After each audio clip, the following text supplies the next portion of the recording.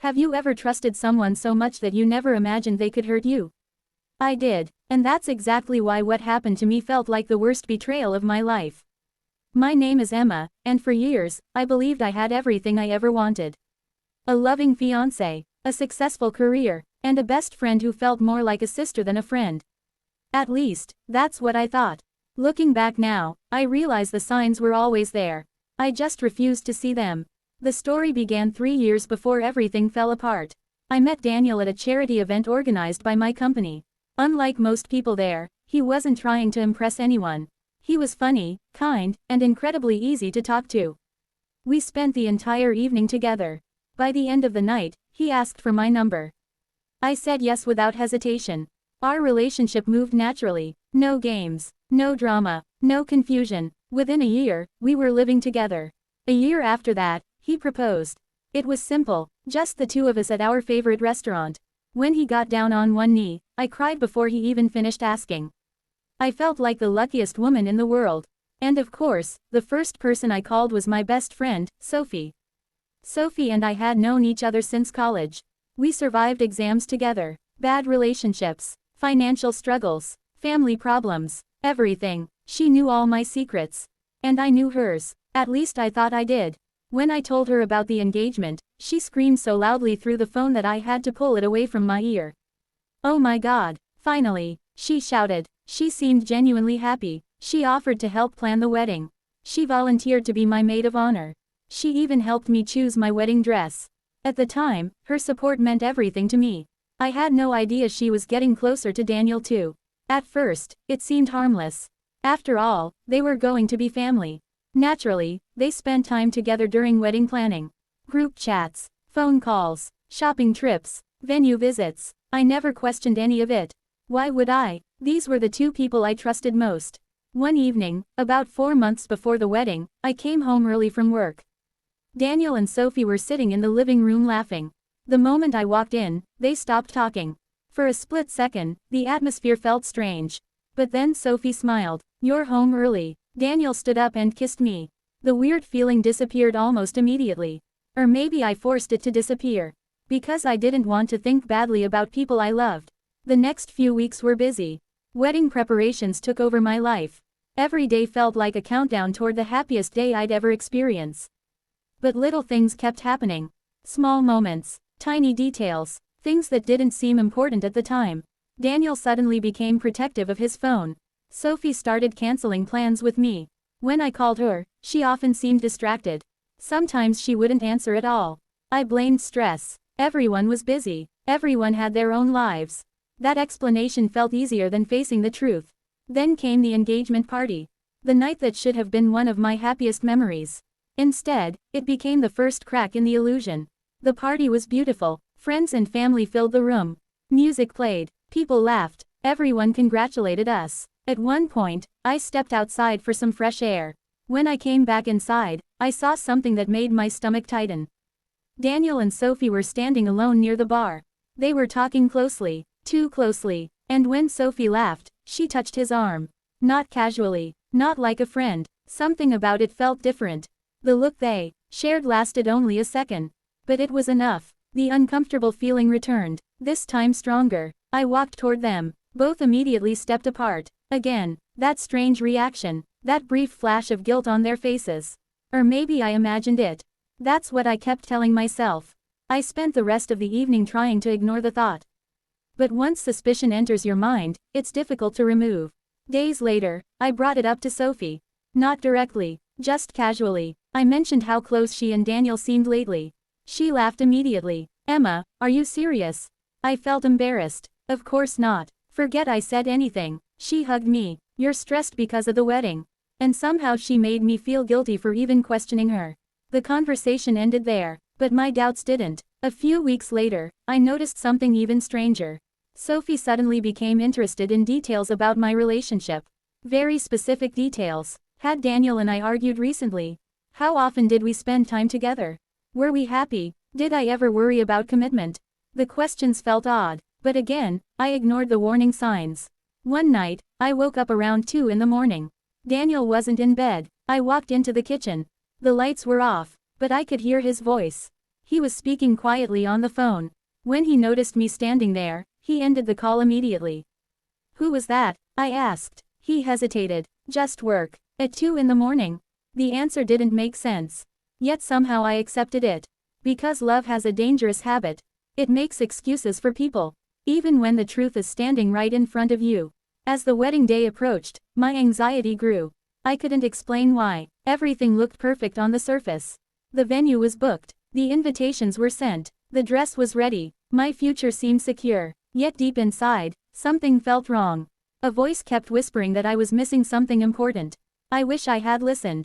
Because only 2 weeks before the wedding, my entire world collapsed. It happened on an ordinary Tuesday afternoon. A day that started like every other. I was sitting at my desk when my phone vibrated. A message from an unknown number. At first, I almost ignored it.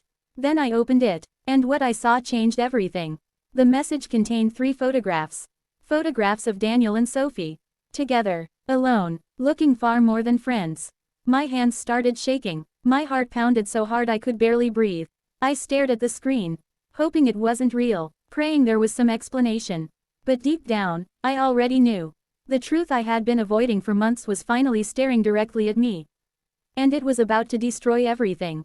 But what hurt even more than the betrayal itself was discovering how long they had been lying to me.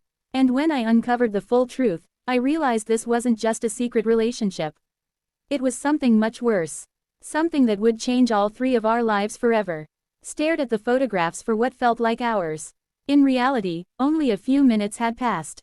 My hands were shaking so badly that I almost dropped my phone.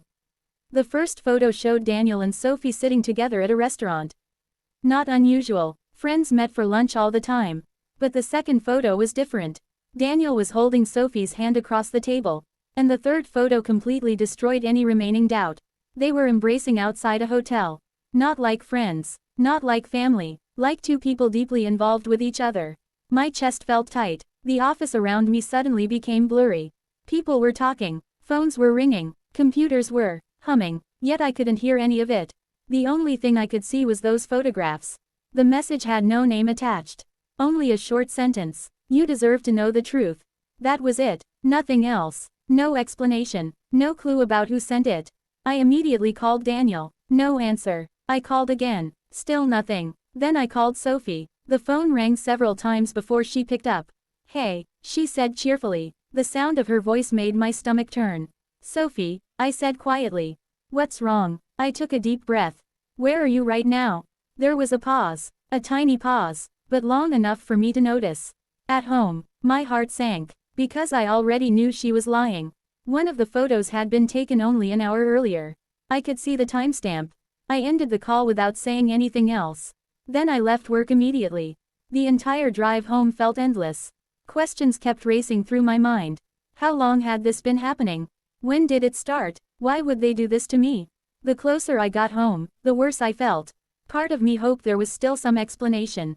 Maybe the photos were misleading. Maybe someone was trying to sabotage my wedding.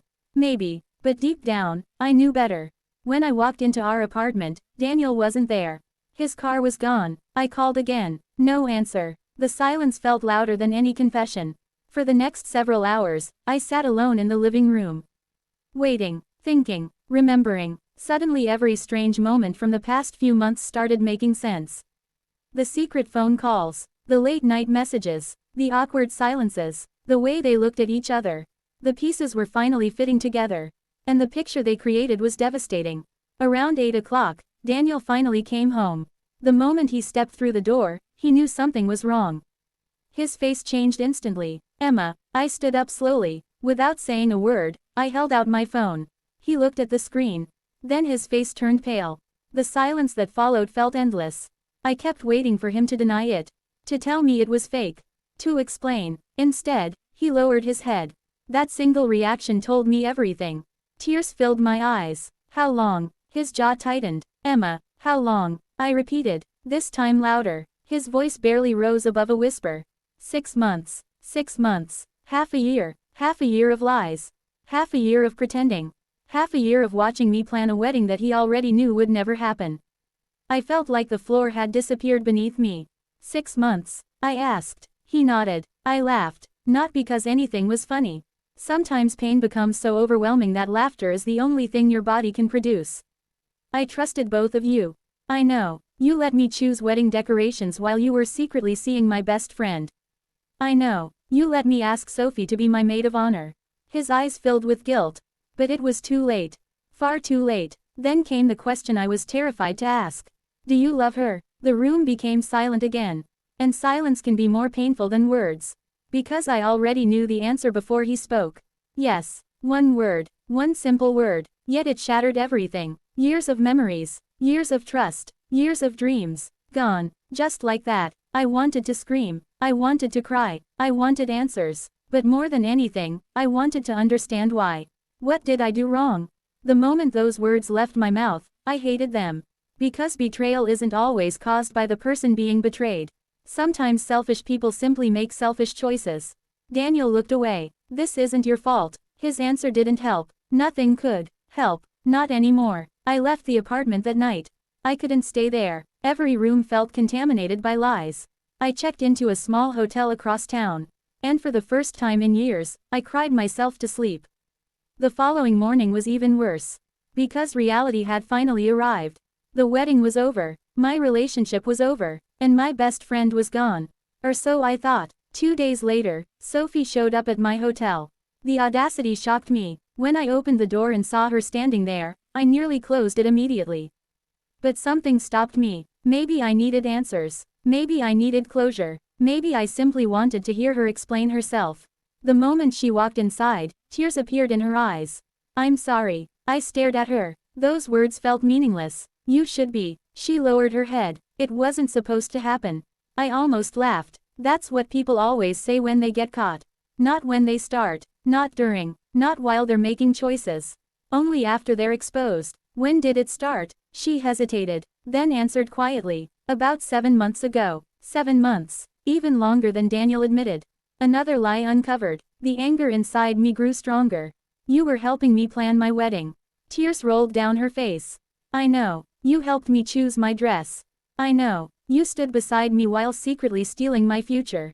She couldn't look at me. Because there was no defense. No excuse. No explanation. Some betrayals are simply impossible to justify. Then she revealed something that shocked me even more. Something I never expected. Something that changed the entire situation. She looked directly into my eyes and whispered, Emma, there's something else you need to know. My heart immediately sank. Because after everything that had already happened, I couldn't imagine what could possibly be worse. But I was about to find out. And the truth would leave me completely speechless. I stared at Sophie as she sat across from me. Her hands were shaking. Her eyes were red from crying. For a moment, I almost felt sorry for her. Almost. Then I remembered every lie. Every secret. Every fake smile. Every time she looked me in the eye while hiding the truth. The sympathy disappeared instantly. What is it? I asked. My voice sounded cold, even to me. Sophie swallowed hard. Then she said the words that changed everything. Daniel wasn't planning to tell you. I frowned. What do you mean? She looked down at the floor. He wanted to stay with you. For a second, I thought I had heard her wrong. Stay with me? She nodded slowly. My confusion quickly turned into anger. If he loved you, why would he stay with me? Sophie's answer came quietly. Because of the money. The room felt completely silent. I blinked. What money? She hesitated. Then finally spoke. The investment account. My heart skipped a beat. The investment account. 3 years earlier, my grandfather had passed away. He left me a large inheritance. I never talked about it publicly. Only a handful of people knew. Daniel was one of them. Sophie was another. The money wasn't enough to make me rich forever. But it was enough to buy a house. Enough to provide security. Enough to change someone's future. And suddenly everything started making sense. The expensive wedding Daniel kept pushing for. The house plans. The financial discussions. The sudden interest in legal paperwork. Things I once considered normal now looked completely different. I stared at Sophie. You're telling me he wanted both? Tears filled her eyes. She nodded. He wanted you for financial stability and me because he had feelings for me. I couldn't believe what I was hearing. The betrayal was already painful. But now it felt even worse. This wasn't just about love. It was about selfishness, manipulation, greed. For months, Daniel had been planning a future built on lies. And somehow, I had almost walked straight into it. A strange feeling started replacing my sadness. Not happiness, not relief, something else, clarity. For the first time since discovering the affair, my mind felt focused. The tears stopped, the panic disappeared, and in its place came determination. Sophie noticed the change immediately. "What are you thinking?" I looked directly at her. "The wedding." Her eyes widened. "What about it?" I leaned back in my chair. "It's still happening." She stared at me in confusion. "What?" A small smile appeared on my face. Not because I was happy. Because I finally understood something. Daniel thought he controlled the situation. He thought he was making all the decisions. He thought he could betray me and walk away without consequences. He was wrong, very wrong. Over the next several days, I started gathering information. I didn't argue. I didn't post anything online. I didn't tell friends or family the truth. Instead, I listened, I observed, and I learned. The more I discovered, the more shocked I became. Daniel wasn't just hiding the affair. He had been lying about many other things too. Credit card debt, secret loans, promises he couldn't keep, plans he never intended to fulfill. The man I thought I knew didn't really exist. He was a carefully constructed illusion. One that was finally beginning to collapse. Meanwhile, Daniel kept trying to contact me. Calls, messages, emails. Some were apologies. Some were excuses. Some were attempts to blame circumstances. I ignored every single one. Because words no longer mattered. Actions did, and his actions had already spoken loudly enough. A week later, he finally appeared at my hotel. When I opened the door, he looked exhausted. Dark circles sat under his eyes. His confidence was gone. For the first time, he looked nervous. "Emma, please talk to me." I folded my arms. "What is there to talk about?" "I made mistakes." Mistakes. The word irritated me instantly. Forgetting someone's birthday is a mistake. Missing a meeting is a mistake. A 7-month affair isn't a mistake. It's a decision. Thousands of decisions. Made over and over again. I looked at him calmly. "You didn't make a mistake, Daniel." His face fell. I continued. "You made choices." The silence between us felt heavy. Then he asked a question that almost made me laugh. "Can we fix this?" "Fix it? How do you fix broken trust? How do you repair betrayal? How do you rebuild a future after discovering it was built on lies?" The answer was simple. You don't. I shook my head. No. His shoulders dropped. For a moment, neither of us spoke. Then he asked something unexpected. "Have you told everyone yet?" And there it was. The thing he was truly worried about. Not losing me. Not hurting me. His reputation. What people would think. How he would look. I suddenly realized something important. He wasn't afraid of guilt. He was afraid of exposure. And that realization gave me an idea. A very powerful idea. The wedding venue still had our reservation. Guests still expected invitations. Friends and family still believed everything was normal. Nobody knew the truth. Not yet. And maybe that could work in my favor. Because if Daniel wanted to protect his image, maybe I could use that against him. Maybe I could let him believe everything was under control. Maybe I could give him exactly what he expected. Right up until the moment he least expected it. The more I thought about it, the more perfect it seemed. Not revenge driven by anger. Justice driven by truth. No shouting. No public scenes. No cruelty. Just honesty. And consequences. A few days later, I called Daniel. For the first time since the betrayal. He answered immediately. "Emma." His voice sounded hopeful. I almost smiled. "Let's meet." There was a long pause. Then relief. Okay. He had no idea what was coming.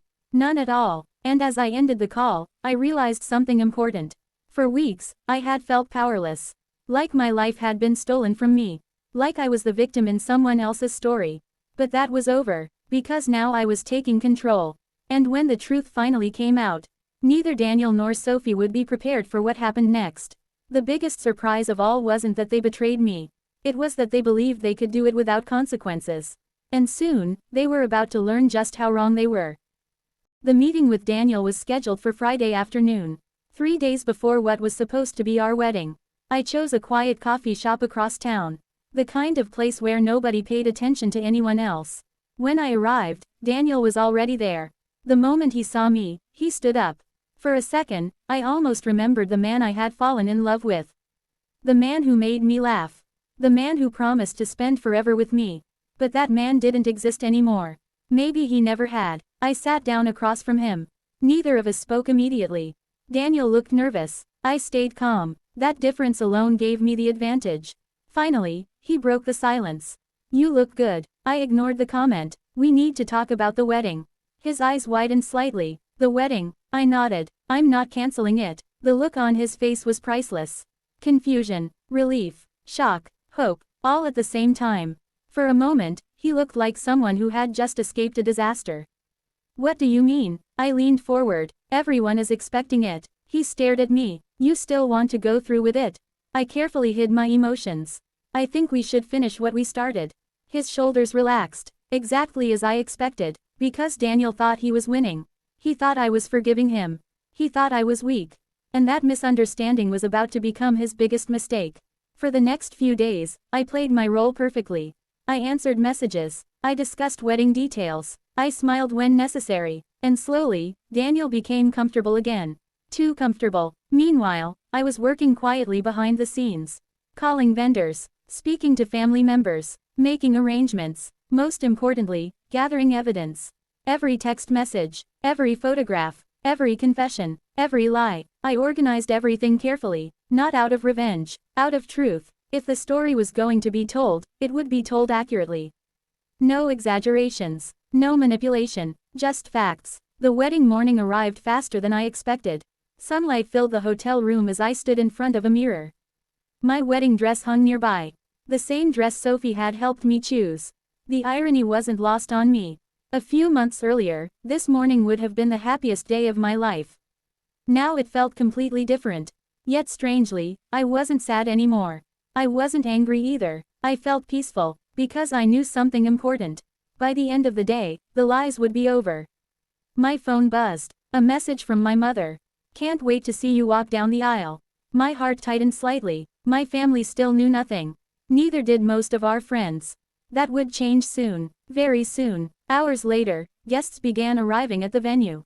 The ceremony hall looked beautiful. Flowers lined the aisles. Soft music played through the speakers. People smiled and chatted excitedly. Everyone believed they were attending a wedding. In a way, they were. Just not the wedding they expected. I watched quietly from a private room.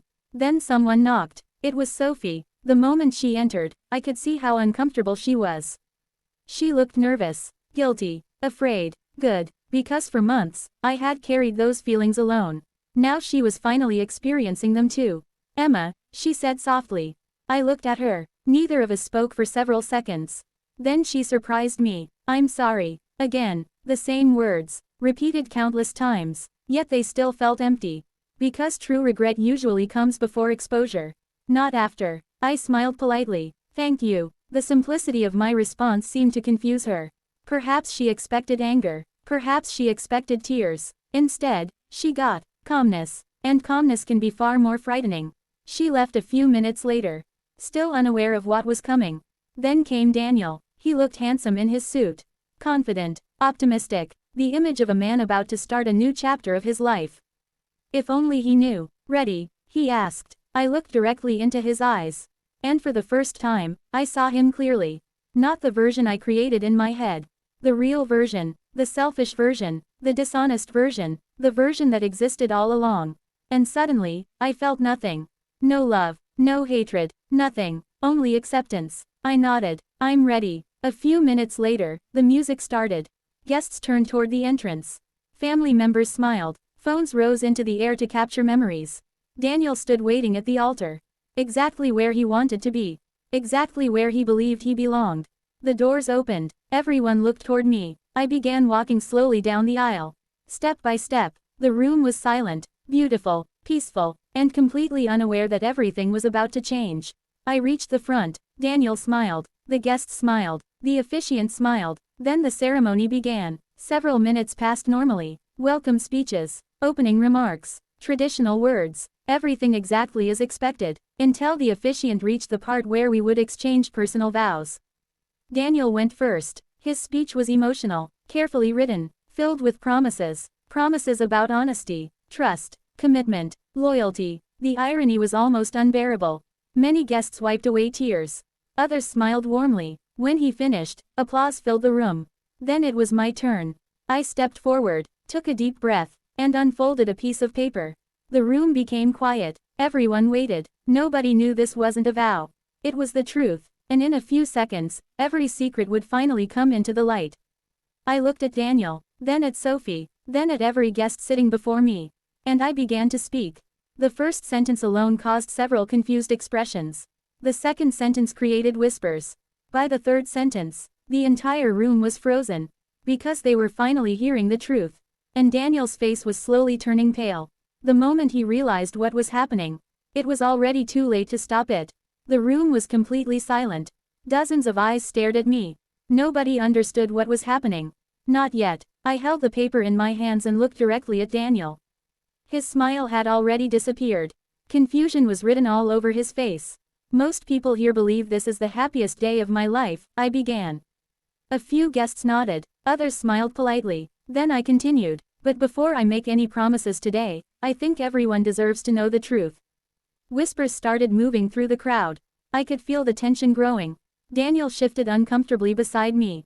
3 years ago, I met a man I believed I would spend the rest of my life with. I paused. I trusted him completely. Several family members listened carefully. My mother looked confused. My father sat forward in his chair. And I also had a best friend. Someone I considered family. At the mention of Sophie, people turned toward her. She immediately lowered her head. The atmosphere changed instantly. The room no longer felt like a wedding. It felt like a mystery everyone was trying to solve. I took another breath. Unfortunately, the two people I trusted most made a choice behind my back. Daniel's face turned pale. Sophie looked like she wanted the floor to open beneath her. The guests were completely silent now. Nobody moved. Nobody spoke. Everyone was waiting for the next sentence. The sentence that changed everything. 7 months ago, my fiancé and my best friend began a secret relationship. Gasps filled the room. The reaction was immediate. People looked at Daniel, then Sophie, then back at me. Several guests covered their mouths in shock. Others exchanged stunned looks. My mother looked like she couldn't believe what she had just heard. Daniel stepped forward. Emma, please. I raised my hand. No. His voice disappeared instantly. For months, he had controlled the story. Now it was my turn. I continued calmly. I didn't discover the truth until 2 weeks ago. The room remained frozen. You could hear a pin drop. I pulled out my phone. I have photographs. The words hit Daniel like a truck. His eyes widened. Several guests immediately leaned forward. I have messages. More whispers. I have confessions. Now nobody doubted me. Not even for a second. The evidence existed. The lies were finished. Daniel's confidence completely vanished. The man who once seemed so sure of himself now looked terrified. Not because of what he had done. Because everyone finally knew. I looked around the room. At friends. At relatives. At people who had traveled long distances to celebrate a future that no longer existed. I'm not sharing this to embarrass anyone. That statement surprised many people. Including Daniel. Including Sophie. Because they expected anger. They expected revenge. Instead, I offered something else. Truth. I simply refused to build my future on lies. The room remained silent. Then something unexpected happened. My father stood up. Slowly. Calmly. He walked toward me. And wrapped his arms around me. For a moment, I couldn't speak. The emotions finally hit me. Everything I had been holding inside for weeks came rushing to the surface.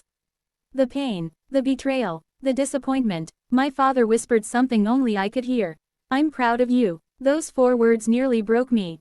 Tears filled my eyes. Not tears of sadness. Tears of relief. Because for the first time since this nightmare began, I felt free. Around the room, guests began standing. Some approached me. Some shook their heads at Daniel. Others looked at Sophie with disappointment. Nobody shouted. Nobody caused a scene. The truth itself was powerful enough. Daniel finally tried again. Emma, I made mistakes. The room reacted immediately. Several people frowned. The phrase sounded ridiculous now. Mistakes. No. Choices. Repeated choices. For months, I looked at him one final time. Then I said the words I had rehearsed countless times in my head. This isn't a wedding. The room went silent again. This is a goodbye. Those 4 words ended everything.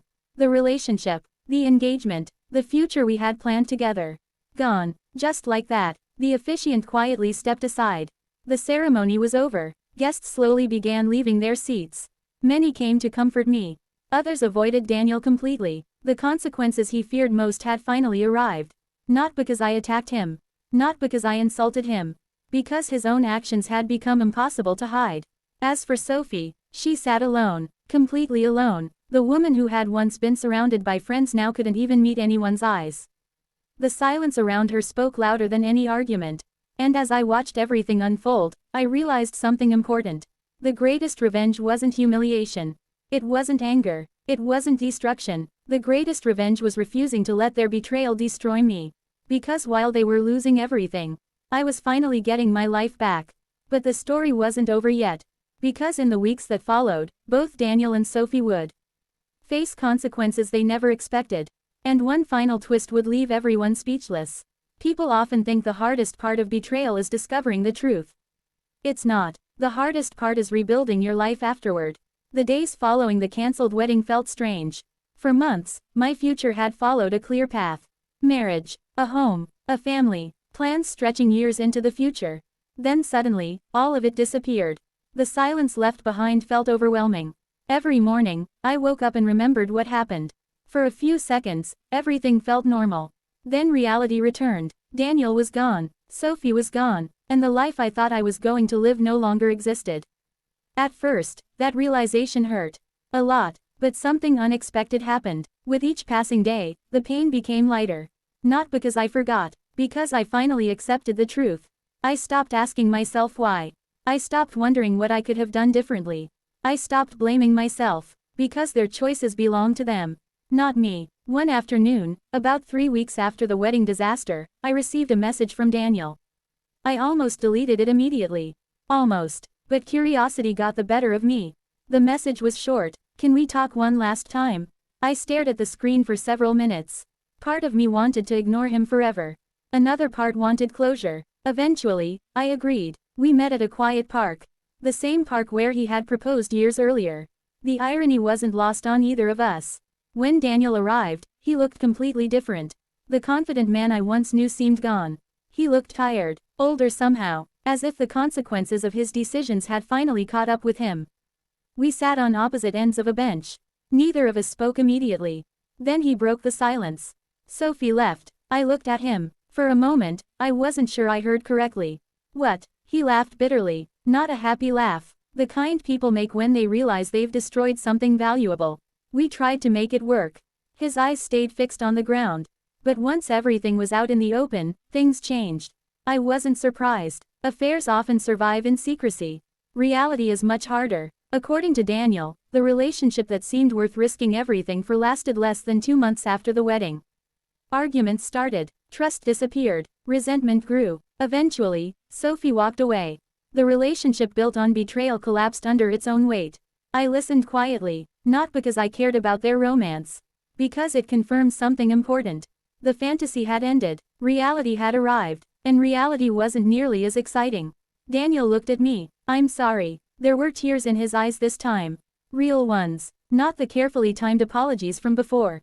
Not the excuses. Not the explanations. Just regret. Pure regret. But some lessons arrive too late. Some apologies come after the damage is already done. I nodded politely. I believe you. His face showed surprise. You do? I nodded again. Yes. Because I did. For the first time, I truly believed he regretted everything. The problem was that regret and repair aren't the same thing. One doesn't automatically create the other. He looked hopeful for a moment. Then I gently added, but it doesn't change anything. The hope disappeared immediately. And deep down, I think he already knew that. A few minutes later, we said goodbye. Not angrily, not dramatically, just quietly, like two strangers who once shared a chapter of life together. I never saw him again. As for Sophie, our final conversation happened months later. Completely by accident, I was shopping downtown, when I saw her walking toward me. For a brief second, both of us froze. Neither expected the encounter. She looked nervous. I probably did too. Then she surprised me. She smiled sadly. Hi, Emma. Hi. The conversation that followed was awkward but honest. She admitted she had lost several friendships after the wedding. People no longer trusted her. Many refused to speak to her. The consequences of her actions followed her everywhere. Eventually she asked a question. One simple question. Do you hate me? I thought about it carefully. Years earlier, my answer would have been yes. On the wedding day, my answer probably would have been yes too. But now, months later, after healing, after moving forward, the answer was different. No. She looked shocked. I continued. Hate takes too much energy. For a moment, neither of us spoke. Then I smiled slightly. I just don't trust you anymore. Tears filled her eyes, because she understood the difference. Trust can take years to build, seconds to break, and sometimes a lifetime to recover. We wished each other well, then walked in opposite directions. Forever. The chapter finally closed. 1 year later, my life looked completely different. Not because everything magically became perfect. Because I became stronger. I traveled, focused on my career, spent more time with family, built new friendships, healthy friendships, honest friendships. Most importantly, I learned to trust myself again. And that's something betrayal often steals from people. Not just trust in others. Trust in their own judgment. Recovering that confidence became my greatest victory. Then something wonderful happened when I least expected it. I met someone, not during a dramatic moment, not through a grand gesture. Just an ordinary day, an ordinary conversation, a genuinely kind person, someone honest, someone consistent, someone who never gave me reasons to doubt. And for the first time in a long time, love didn't feel complicated. It felt safe, real, healthy, the way it should. Looking back now, I sometimes think about that wedding day. Not with sadness, not with anger, with gratitude. Because if the truth hadn't been exposed before the ceremony, my life would have taken a very different path. I might have married someone who never truly valued me. I might have spent years living inside a lie. Instead, the truth arrived just in time. Painful truths often feel cruel in the moment, but hidden lies are far more dangerous. And that's the lesson I carry with me today. If someone betrays your trust, don't let their actions define your future. Don't let their choices destroy your confidence. Don't let their dishonesty convince you that everyone is the same. Because the greatest victory isn't revenge. It's moving forward. It's healing. It's building a better life than the one you lost. And sometimes, the people who break your heart aren't ruining your story. They're simply making room for a better chapter. A chapter they were never meant to be part of. And that was the day I learned something I'll never forget. The truth may hurt, but lies always cost more. The end.